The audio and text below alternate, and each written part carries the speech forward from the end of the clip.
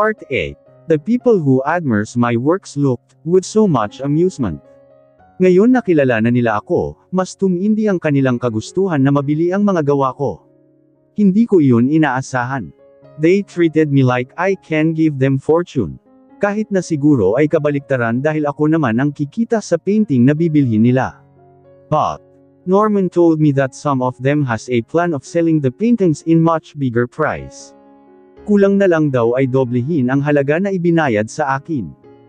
Sa mga naunang tumawag, kadalasan ay mga interesadong bilhin para ilagay sa kanya-kanyang bahay o opisina. Most of them were celebrities and businessmen. Pero nang tumagal, puro collector na. Ang mga kagaya nila ang sinasabi ni Norman na kayang doblehin ang benta kumpara sa orihinal na halaga. Kahit ganoon ang madalas mangyari, may mga collectors pa rin na gusto lang bilhin na hindi ipagbenta. Maybe there's also a reason why businessmen or celebrities approached me personally.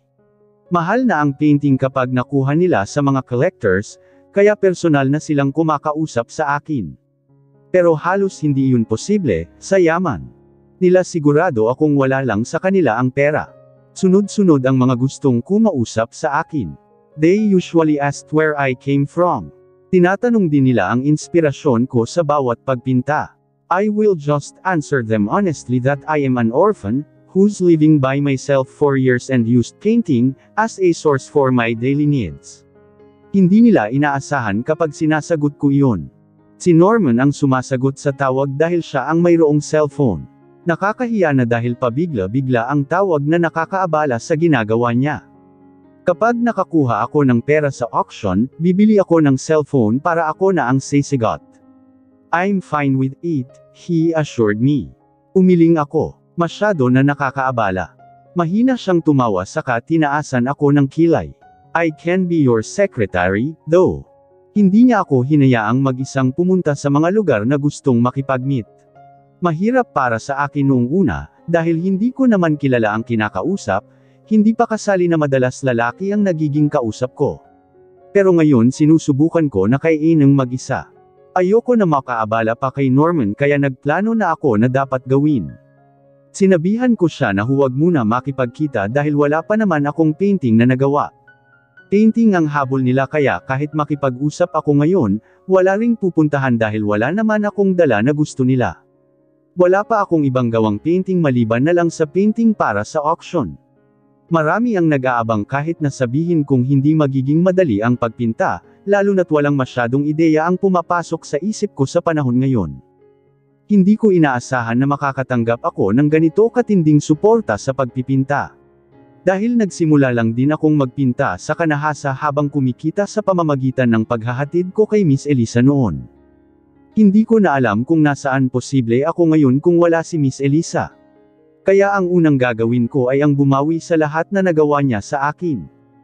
Tinignan ko ang refleksyon sa salamin. Suot ko ngayon ang damit na ibinigay ni Norman. Inayos ko ang mukha sa kahinayaan ibagsak ang mahabang buhok, sa tingin ko'y mas babagay iyon sa damit ko. Lumabas ako ng kwarto agad nakita si Normab na naghihintay sa sala. Tumayo siya nang makita ang paglabas ko sa kwarto. Suot niya ang puti na long sleeve polo na nakatupi hanggang siko at itim na slacks. Tama nga ako na bagay sa'yo. Ngumiti ako saka nagpasalamat. Iginiya niya ako palabas ng kondo. Tahimik ang pasilyo saka walang katao-tao, siguro ay dahil gabi na ngayon. Isinara niya ang kondo maingat na hinawakan ang likuran ko. Nagsimula kaming sabay na maglakad. You really look beautiful. Yung ganda mo hindi na kinakailangan ng make-up. Uminit ang pisngi ko na mahinang natawa. Hindi ko alam kung maniniwala ba ako pero salamat. Nung gabi na dala ka ni Mama, akala ko may anghel na naligaw. Tumawa ako sa biro niya. Patuloy ang sabi niya na totoo yun pero pinili kong huwag maniwala. Nakarating kami na iilan pa ang tao sa hall. The event is not just about the auction, it's also party. They're going to celebrate their huge success last year. Hindi ko lang eksaktong alam kung ano ang ipinagdiriwang. Nagtungo kami ni Norman sa pinakagilid na bahagi na nasa harapan. Magkalayo ang pagitan ng bawat lamesa. May mga stool sa magkasing gilid ng hall na mayroong counter ng inumin. Ang lahat ng ilaw ay dim pero sapat na para makita ang nasa paligid, Iilan pa ang mga tao pero may mga lumilibot na para maghatid ng mga iba't ibang klaseng inumin. Mauuna ang auction sa sinasabing party kaya maaari rin kaming makaalis kung gugustuhin pagkatapos ng auction. Napatingin ako kay Norman nang magtawag siya. Mabilis lumapit ang waiter na may dalang mga inumin. Kumuha siya ng isang baso na sigurado ako na alak ang laman. Also, I would like some juice for her. Tumango ang waiter agad umalis. Pinanood kong paglaruan ni Norman ang laman ng baso. Hindi ka ba malalasing dyan? Mahinang tanong ko. Tinignan niya ako at umiling. I can still drive. Tumango lang ako saka tumahimik na. Napatingin ako sa pintuan ng hall nang makita ang sunod-sunod na pagpasok ng mga panauhin. Kadalasan ang pumapasok ay mga mag-asawang negosyante. May iilan na mag-isang namang pumapasok. Ilang minuto ang lumipas, nagsimula na ang auction. Umayos ako nang upo nang nagpakita na ang auctioneer na may dugong banyaga. Nagsimula na siyang magsalita na tiyak akong, puno na rin ang mga lamesa kahit hindi ko nalingunin pa. The auctioneer greeted specific businessmen and celebrities. Ang dim na mga ilaw ay nawala sa kanapalitan ng spotlight na lumilibot kapag may taong tinatawag ang auctioneer. Inilabas ang unang painting. Kahit hindi sa akin ay kinakabahan ako. Ang sabi ni Norman ay nasa pang-5 na kalinya ang painting ko. Unang painting pa lang pero maingay na ang mga panauhin sa pagtaasan ng pera. Going once, going twice, sold. Nilangon ko ang nasa katabing lamesa nang manalo ang matandang babae na kasama ang asawa. Hindi ako makapaniwalang kaya nilang magwaldas ng 3 milyon para lang sa isang painting. Sa tagumpay na nakikita ko sa kanilang mukha, nakuha ko kung bakit nila ginagawa ito. Sa dami ng mayayaman dito sa hall, ginagawa nila itong kompetisyon na magpakitaan ng pera. Kahit ganoon, hindi naman na siguro sayang ang makukuhang pera, dahil ang kalahati nun ay mapupunta sa orphanage. 1 o 2 sa isang taon lang nagaganap itong auction kaya malaking tulong na ang makukuhang pera dito sa mga bata. 50% ang kukunin sa painting ko, kahit gusto kong ibigay na lang lahat ay hindi rin papayag ang orphanage sa kaalamang galing iyon sa painting. Habang umuusad ang auction, pataas din ng pataas ang pera. Hindi na ako mapalagay ng nasa pang-4 na. Nilangon ko si Noah na prenteng nakaupo sa kapinapanood ang nasa harap. Hindi na ako mapalagay sa kinauupuan na agad niyang napansin. Are you okay? Nilangon ko siya. May bibili ba talaga? He smirked me. Just watch. Ilang sandali lang ay nilabas na ang painting ko. Nananatili ang tingin ko roon, pilit sinusuri kung tama lang ba ang pagkakapinta ko. Maayos ang tingin ko doon nang matapos, pero ngayon ay parang hindi pa ako kontento. The auctioneer mentioned my name when he's introducing the painting. Umugang ang bulungan, mas lalo akong kinabahan. Siguro ay dahil bago lang ang pangalan ko sa kanila. Akala ko'y walang magiging interesado pero nagulat ako nang may nag-offer na sa likuran. Mabilis ko yung nilangon kasabay ng pagtapat ng spotlight sa nagsalita. Nagulat ako nang makita si Mr. Lee na hawak ang nakataas na board. Doon na nagsalita ang auctioneer sa kasinimula ng bidding. Nanlamig ang kamay ko nang nagsimula ng tumaas ang pera. Hindi ako makapaniwalang aabot ang painting ko ng ilang milyon. 4 million. 6.5 million. Halos lumubog na ako sa kinauupuan dahil sa nagsitaas ang presyo. Hindi nagpapatalo si Mr. Lee, walang pagdadalawang isip na dinodoble ang huling presyo. Hindi talaga ako makapaniwala. 13 million. Si Mr. Lee ang huling nagsalita. Bakas sa mukha ng auctioneer ang tuwa nang marinig ang offer. Tumahimik ang auctioneer, hinihintay na may mag-offer pa. Kinuha ko ang baso ng juice na nasa harapan ko, tahimik na sumimsam doon, inaasahang mawala ang matinding kaba. 15 million. Muntik ko na mabuga ang iniinom nang biglang itinaas ni Norman ang board. Mabilis ko siyang nilangon, halos mapapikit ng tumapat ang spotlight sa table namin. Kahit halos walang makita dahil sa liwanag, pilit ko siyang tinignan. Iyon ang pinakamataas na presyo na inabot ngayong gabi. Norman, mahina ngunit mariin kong tawag. Pumalakpak ang auctioneer, inaasahang iyon na ang huling bid. Magsasalita na sana siya para inanunsyo ang nanalo pero may sumapa. 30 million. Hindi pa nakakabawi sa perang isinigaw ni Norman, mas nagulantang ako sa isinigaw ng lalaking nasa likuran. Hindi ko alam pero hindi na ako nasisiyahan ngayon. Mabilis lumipat ang spotlight na nanggaling sa amin. Ang tahimik na bulungan ay nagsilakasan na, pinag-uusapan ang malaking halaga. Hindi lang ako ang gulat sa mga oras na ito. Nilangon ko ang pinanggalingan ng sumigaw saka nakita ang lalaking nakasuot na nakatayo habang hawak ang board. His posture looks more formal like he's someone's secretary. Ang nagpapatunay ay ang pin na nasa gilid ng suit niya. Akmang iaalas ang tingin ng may matano ako. Agad akong kinilabutan. Prenteng nakaupo tahimik na pinaglalaroan ng inumin niya, dahan-dahan siyang nagangat ng tingin sa akin. Halos mawalan ako ng malay nang mabilis siyang nakilala. His piercing gaze remained on me. Nanigas ako sa kinauupuan. Pilit kong inalis ang tingin sa kanya, pinanatili ang tingin na nasa harapan. Naramdaman ko ang panlalamig ng katawan, hindi sa takot kundi sa kaba. Gusto ko na maglaho. The man who bids 30 million was his secretary. Ngayon lang ako siguradong sigurado sa buong buhay ko. Wow, Ann Andres, manghang bulong ni Norman. Nagawa niya pang mamangha habang ako'y gusto nang tumakas sa hindi malamang kadahilanan. Hindi ko na alam ang gagawin dahil pati si Norman ay kilala siya.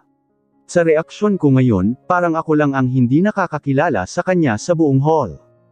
Kahit nakatalikod at hindi siya nakikita, ramdam ko ang bigat ng titig sa likuran ko. Ayoko man magpaapekto, hindi ko pa rin maiwasan. Going once, going twice, sold.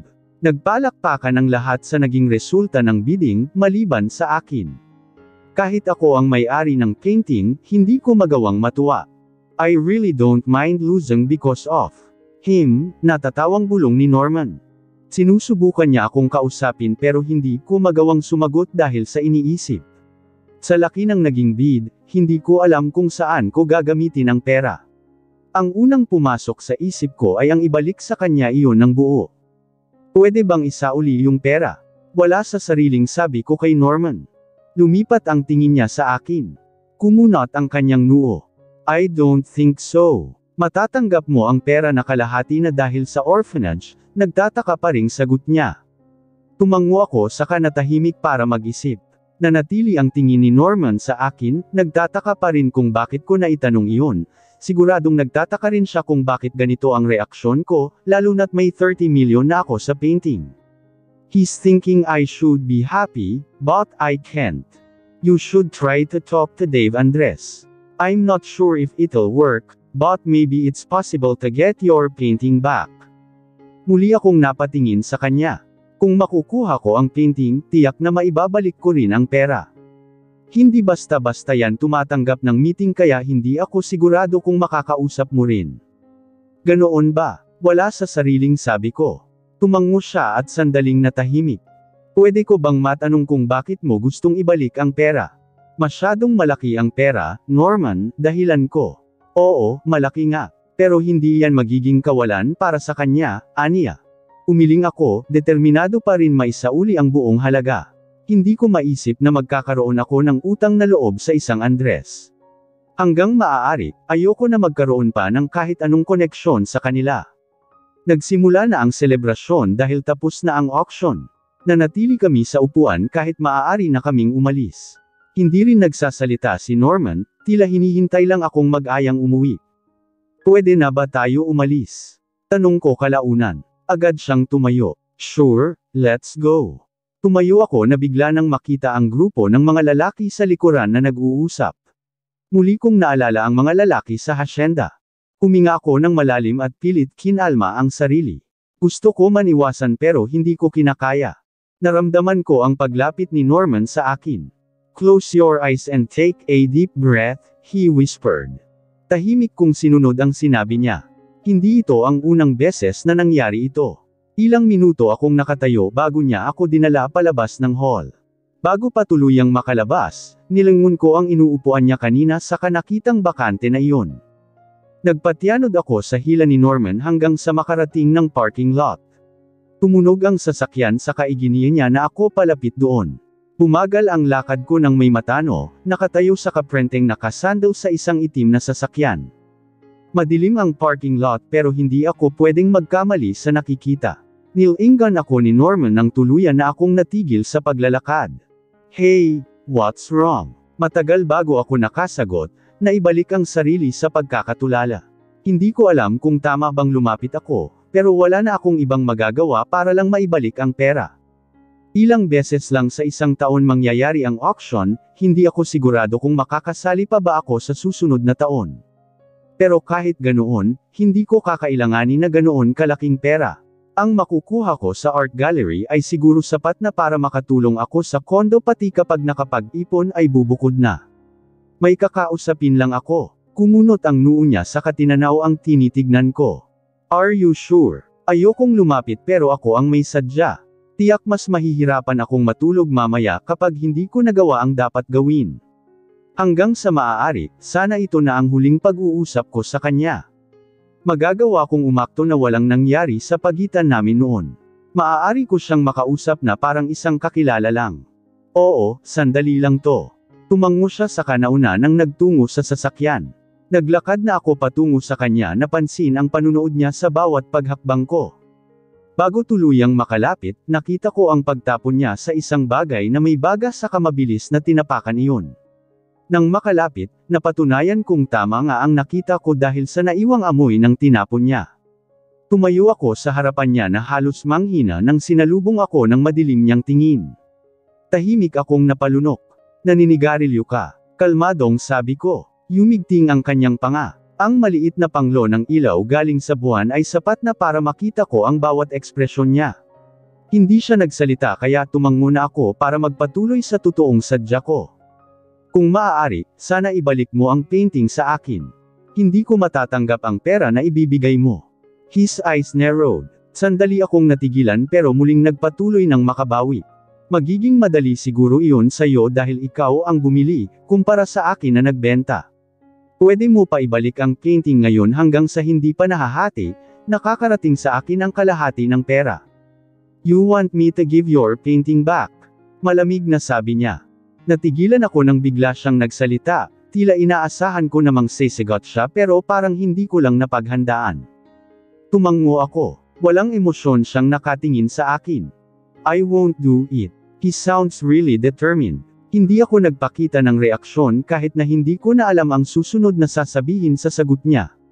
Mabilis niyang tinudukan ang sariling desisyon. Nagsayang ka ng 30 million para lang sa painting. It's not just a painting, it's your painting, he said seriously and with emphasis. Kahit anong sabihin niya, hindi ko makukuha kung bakit nagagawa niyang gumastos ng ganoon kalaking pera. Ibalik mo ang painting ko. Why would I do that? Walang kaibahan ang painting ko sa painting ng iba. It's about your nightmares, Charlene. Sa tingin mo ba hindi ko alam iyon? Mariing sabi niya.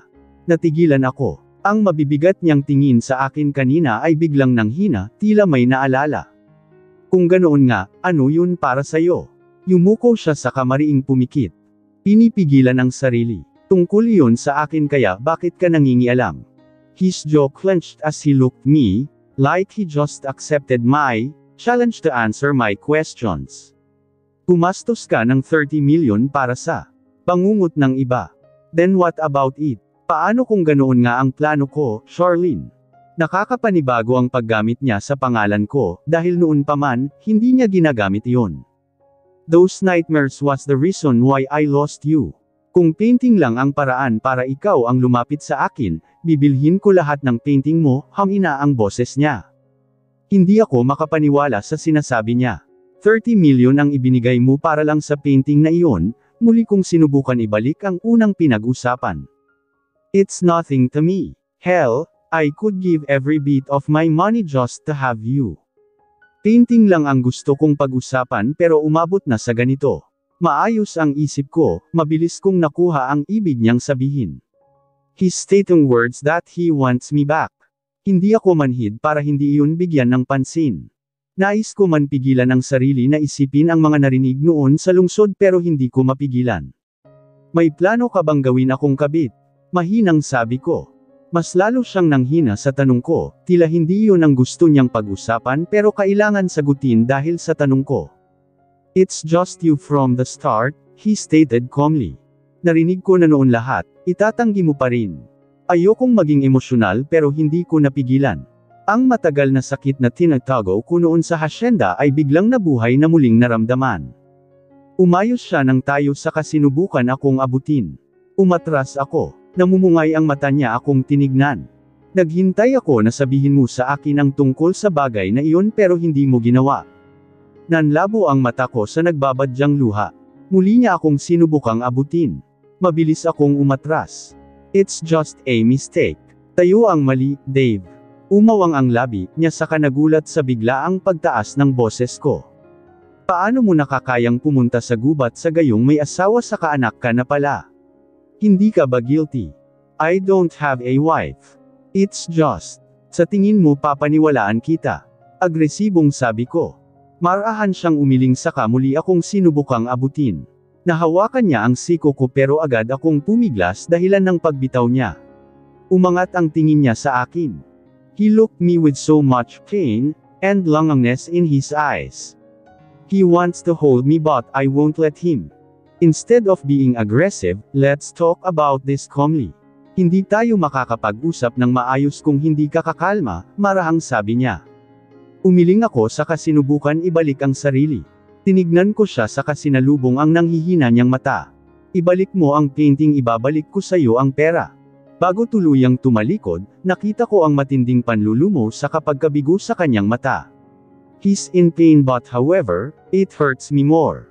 Determinado ang bawat hakbang ko pero nang makalayo ay saka ko lang naramdaman ang matinding panghihina. Pumuhos ang luha ko saka naramdaman ang paninikip ng dibdib. Before, I experienced this usually because of trauma.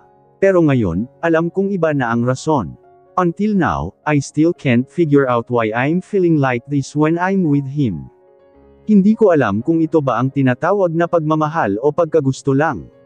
Pero isa lang ang nakakasiguro ako, kung minahal ko man siya noon, pinagsisihan ko na iyon ngayon.